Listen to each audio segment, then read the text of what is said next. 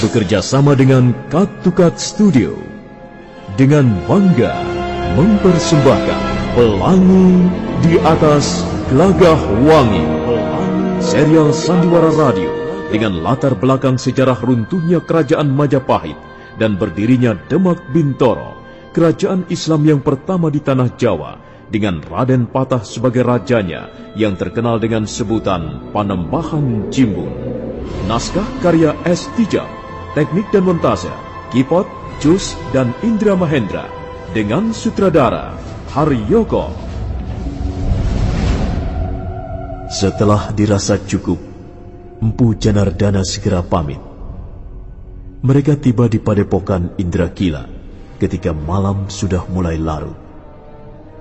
Empu Janardana segera menjelaskan hasil pekerjaannya, bahwa perkara Naradipa dan keluarganya sudah dapat diatasi. Resi Wiyasa merasa sangat lega. Bagus kalau begitu. Mudah-mudahan saja pertengkaran itu tidak ada buntutnya lagi. Sudah sepantasnya bagi kita, orang-orang beragama, mampu hidup berdampingan secara rukun serta damai. Ya, walaupun kita berbeda pendapat, berlainan sudut pandang, tapi pada dasarnya tujuan kita sama. Semua sungai besar dan kecil, dangkal dan dalam, akhirnya bermuara ke lautan bebas. Memang beginilah kenyataannya hidup manusia. Jika kita ingin mencari kawan, maka kita harus menemukan kebaikan-kebaikannya.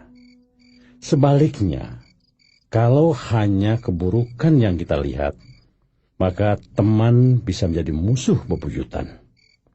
Dan jika hati manusia sudah tertanam rasa permusuhan, maka suasana hidup tidak lagi nyaman.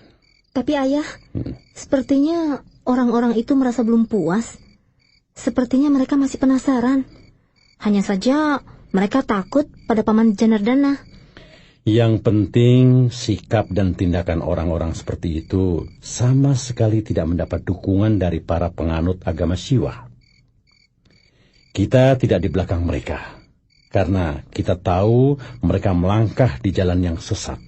Lalu ayah, misalnya mereka masih menaruh rasa dendam, bagaimana? Rasa dendam jangan sampai tumbuh di hati manusia, siapapun orangnya, dari manapun asal-usulnya dan apapun agamanya. Dendam itu merusak orang lain, tatanan masyarakat maupun diri sendiri. Sama sekali aku tidak bisa melihat segi-segi yang baik di dalamnya. Orang yang dijangkiti rasa dendam tidak mampu berpikir sehat lagi. Dia akan terseret oleh hawa nafsu yang dikendalikan kuasa kegelapan. Dan kuasa kegelapan itu akhirnya akan membawa ke tempat paling gelap. Di situ tidak ada lagi setitik pun cahaya. Tidak ada lagi hati nurani. Tidak ada lagi kebajikan maupun kebijaksanaan. Dan di tempat seperti itulah manusia akan musnah selamanya. Mungkin Adi Janardana sudah sangat letih. Kamu juga perlu istirahat, Kusumadewi. Sepertinya sudah larut malam. Sebaiknya kalian semuanya tidur.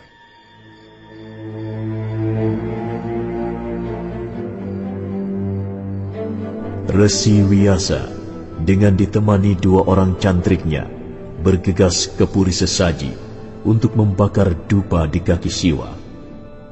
Sementara Empu Janardana menengok Woro Kembang Sore ke ruangan biliknya. Gadis itu cemberut begitu melihat kehadiran kakak angkatnya. Empu Janardana segera menceritakan apa yang terjadi di desa Silabungu. Nampaknya Woro Kembang Sore kurang berminat mendengarnya. Untung kami dapat mengatasinya dengan baik. Memang mereka orang-orang picik, kurang berwawasan dan miskin pengetahuan. Ada apa Kembang Sore? Tidak, tidak ada apa-apa. Kalau Kakang sudah mengantuk dan letih, silakan istirahat. Aku juga mau tidur. Wajahmu kurang ceria. Pasti kau menyembunyikan sesuatu. Aku hanya tidak kerasan tinggal di Indra Kilah. Oh, soal itu. Apanya yang membuatmu tidak kerasan? Di sini tidak kekurangan apa-apa. Kau bisa bermain-main dengan para cantrik seperti di Antahpura sana. Kulihat cantrik-cantrik di sini cukup baik. Kau bisa bergaul dengan mereka, membuat acara bersama-sama, sehingga kalian semuanya menjadi senang dan bahagia.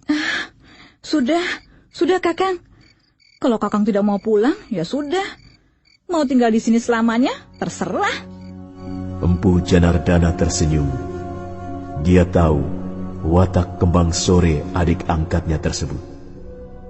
Gadis itu memang senang cemberut. Kalau mempunyai keinginan, tak mudah dibengkokkan. Lagi pula, Woro Kembang Sore senang menyimpan rahasia untuk dirinya sendiri saja. Setelah mengusap rambut adik angkatnya, Empu Janardana meninggalkan ruangan bilik. Sementara itu, Endang Kusumadewi kelihatan masih segar. Dia belum ingin tidur. Karena itu, putri kedua Resi Wiyasa tersebut beranjak menuju ruangan kakaknya. Kebetulan Endang Puspitasari juga belum terlelap. Dia sedang sibuk membaca kitab Purana. Yunda, dia kelihatan gagah sekali. Dia betul-betul seorang pemberani dan perkasa. Suaranya berat dan berwibawa. Hingga Mudra, Kalpika, dan teman-temannya menjadi ciut nyalinya. Mereka buru-buru pergi, walaupun tampaknya mereka belum puas, masih penasaran. Yunda Puspitasari, bagaimana pendapat Yunda? Pendapat mengenai apa, Kusumadewi? Ya, yang mengenai Paman Janardana. Ya, dia seorang laki-laki yang baik. Terus, aku belum mengenalnya terlalu akrab. Tapi sepertinya, ya dia cukup bertanggung jawab. Dia juga tampan kan? Tapi usianya sudah agak tua. Tua, tapi tampan Yunda. Kalau misalnya dia jatuh cinta padamu, bagaimana Yunda? Kusumadewi, aku tidak suka berandai-andai. Yunda Puspitasari senang tidak mempunyai suami seperti Paman Janardana? Aku belum memikirkan tentang perjodohan. Aku masih sibuk mengurusi padepokan membantu ayah Resi. Kau jangan bertanya macam-macam, karena aku pasti tidak akan bisa menjawab secara memuaskan. Ya, hanya sekedar omong-omong kan? Tidak apa-apa Yunda. Ya, tentu saja tidak apa-apa. Kau sendiri bagaimana? Aku lihat sepertinya kau sering bepergian bersama Paman Janardana. Menurut pendapatku, ya agak susah juga Yunda. Dia memang tampan dan perilakunya sangat mengesankan. Tapi memang usianya sudah agak tua dan dia sahabat ayahku sendiri. Apa kira-kira dia tertarik padamu? Entahlah Yunda. Aku belum berpengalaman soal laki-laki. Katanya laki-laki itu senang bersandiwara. Laki-laki yang senang bersandiwara jangan didekati. Itu artinya dia tidak jujur, tidak apa adanya. Sudah ngantuk ya? Yunda mau meneruskan baca? Aku akan menyelesaikan bab ke-18 kitab Purana ini. Tinggal beberapa halaman lagi. Kalau begitu lebih baik aku istirahat. Selamat malam Yunda. Selamat malam Kusumadewi. Suatu pagi yang indah, langit biru cerah dan hari baru merekah. Empu Janardana dan Endang Kusumadewi melangkah ringan di antara tanaman perdu dan bunga-bunga liar aneka warna. Cahaya matahari yang hangat menyiram pucuk-pucuk dedaunan. Sebagian menyapu punggung mereka. Empu Janardana menggenggam pucuk bambu yang diraut halus dan dipasangi kail serta benang sutra. Sedang Kusumadewi mengepit kepis keranjang bambu yang biasa dipergunakan untuk menempatkan ikan-ikan tangkapan. Mereka berdua melangkah ringan menuruni bibir sungai yang landai. Paman, di sebelah sana saja. Banyak sekali ikannya. Mengapa tidak di sini saja? Di sana ada pusaran air yang dalam. Tapi ikannya di sana besar-besar, Paman. Ya, kalau begitu terserah apa maumu. Aku ikut saja.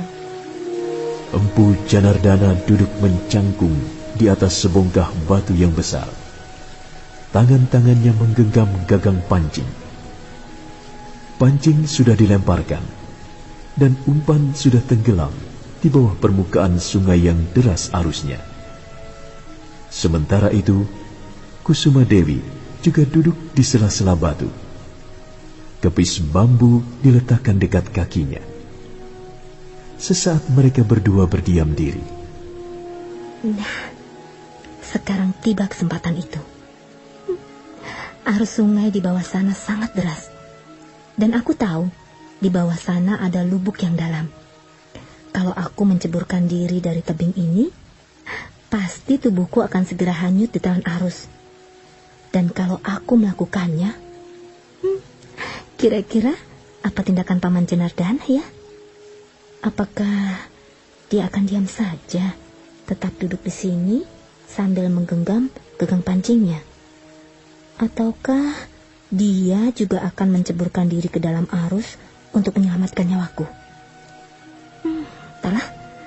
Tapi kalau memang dia menaruh perhatian yang besar kepadaku, pasti dia akan ikut menceburkan diri ke bawah sana. Dia akan lupa keselamatan dirinya sendiri. Bahkan dia akan rela mengorbankan nyawanya untuk menolong Kusuma Dewi. Bagaimana ya? Sepertinya tinggi juga. Kalau aku terjun ke bawah sana, apa mungkin masih bisa diselamatkan? Aku harus mencobanya. Tanpa dicoba, tidak mungkin aku menemukan jawabannya. Perlahan-lahan, Endang Kusuma Dewi bangkit, kemudian melangkah ke pinggiran tebing. Sesaat dia berdiri di situ, sambil memandang ke bawah dan ke seberang sungai. Langit masih biru terang. 1-2 ekor burung terbang melintas pucuk-pucuk dedaunan. Dan suara gemuruh arus sungai di bawah semakin jelas terdengar. Jangan berdiri di situ, nanti kau jatuh. Paman, di sini pemandangannya indah sekali. Lihat Paman, lereng-lereng gunung Penanggungan tampak membiru di kejauhan. Dan bayangan hutan berwarna abu-abu. Jangan berdiri di situ, kataku. Paman, aku bosan duduk terus-menerus. Kaki dan pinggangku jadi pegal. Kalau mau berdiri melihat pemandangan di sana, di bawah pohon itu, jangan di bibir tebing. Kok Paman ketakutan sekali? Memangnya kenapa kalau Kusuma Dewi jatuh ke sana? Kusuma Dewi, jangan konyol kamu. Aku senang menggoda Paman. Soalnya Paman orangnya lugu, si lurus hati. Kalau digoda sedikit saja, wajah Paman sudah merah sekali. Paman tolong! Kusuma Dewi! Empu Janardana mencampakkan gagang pancingnya dan berlari ke pinggiran tebing. Tapi dia hanya melihat tubuh Endang Kusuma Dewi melayang ke bawah dan akhirnya menyusup di tengah buih permukaan sungai yang arusnya sangat deras. Hanya dalam sekejap, tubuh gadis itu hilang lenyap. Dasar bocah konyol, anak bodoh. Selesai menyumpah-nyumpah, Empu Janardana meluncur turun, menyusuri jalanan setapak. Dia berhasil mencegat Endang Kusuma Dewi yang terbawa arus ke hilir. Rupanya nasib gadis itu masih cukup beruntung. Tubuhnya tersangkut sebatang pohon yang melintang di atas permukaan sungai. Empu Janardana berdiri di pinggiran sungai. Dia kebingungan, tidak tahu apa yang harus dilakukan. Paman! Tolong Paman! Paman! Kamu hanya membuatku susah, Kusuma Dewi. Gadis tidak bisa diatur, tidak bisa dinasihati. Paman! Paman kalau marah-marah nanti saja. Sekarang tolong Dewi dulu. Aku bisa mati tenggelam. Salahmu sendiri, kau terlalu sok berani. Sekarang lihat akibatnya. Iya Paman, memang aku yang salah.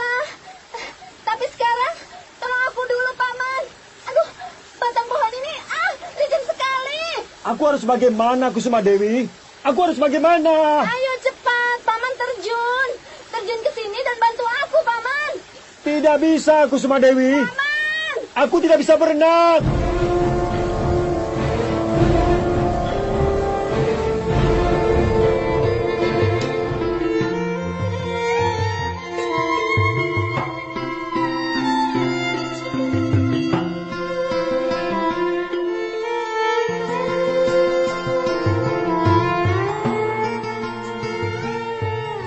Nah, demikianlah seri ke-9 Sandiwara Radio Pelangi di Atas Gelagah Wangi.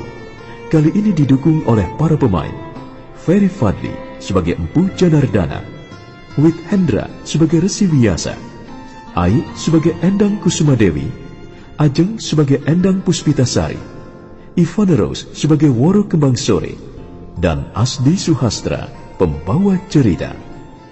Nah, bagaimana kisah selanjutnya? Apakah Empu Janardana akhirnya mau juga menolong Endang Kusuma Dewi yang bergelantungan di batang pohon? Silakan mengikuti kisah selanjutnya. Sampai jumpa.